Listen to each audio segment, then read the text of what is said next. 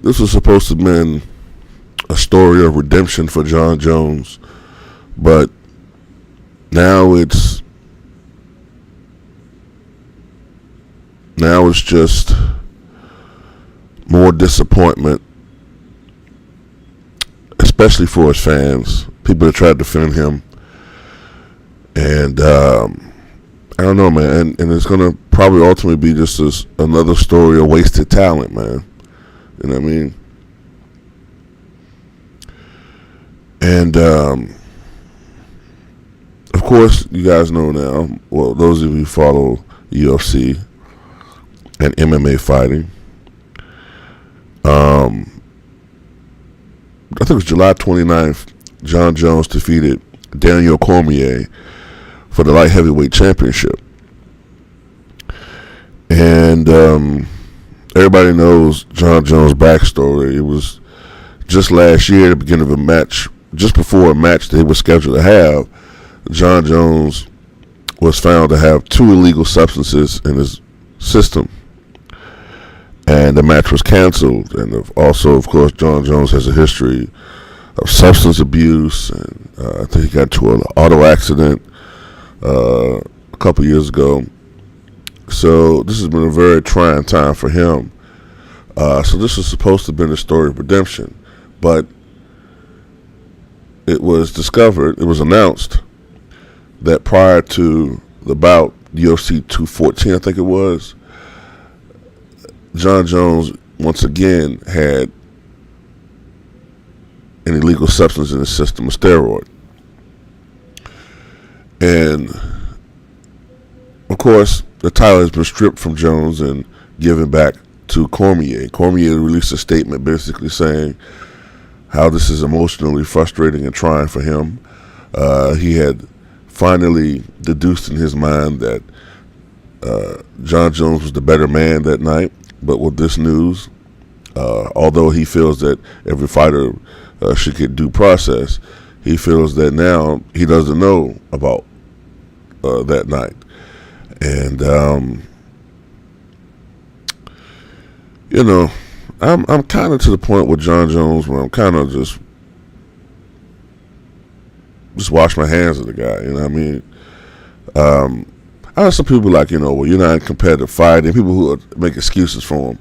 You're not in competitive fighting. The pressures to do this and do that. That still doesn't make it right. You know what I mean? Like, 78 Sports TV, right? We talk. Me and him are friends. And he always make a good point about steroids. And I pretty much agree with him on this one. I have a different opinion about steroids when it comes to non-contact sports. Like baseball, something like that, I don't really care. I mean, even if you want to just call it the steroid era, fine. But I don't really see a big problem because people have been cheating with baseball for years, okay? I really trip off these dudes who, who played in the 40s and 50s and they make such a big uproar about the steroid era, but these guys were cheating too, taking methamphetamines to get extra innings before games. I mean, get out of here. But when it comes to contact sports, taking steroids is extraordinarily dangerous. And I think that John Jones should be probably banned from the sport for a couple of years, okay? That's just me. I think that the penalties for multiple offenders is a couple of years. So, I don't know, man. That's my take on it, man. I'm tired of these modern day athletes, in my opinion, anyway. I would say ever since the early 2000s, a lot of these guys have extraordinary levels of narcissism and delusions of grandeur, and they think that they can get away with everything. They think everything revolves around them and shit, man. And I'm just kind of fucking tired of a lot of these dudes any fucking way, man. Get tired of always defending a lot of these motherfuckers. I'm just gonna, it reminds me of a quote: "Absolute power corrupts absolutely," and even though he doesn't have absolute power, he kind of falls in that line because, a lot of these guys are idolized. They read their own press clippings and they think that they're semi-gods. You know what I mean? And you think I'm like over-exaggerating. According to that chick's testimony, there's the only thing I really believe in her testimony with the Colorado rape case with Kobe.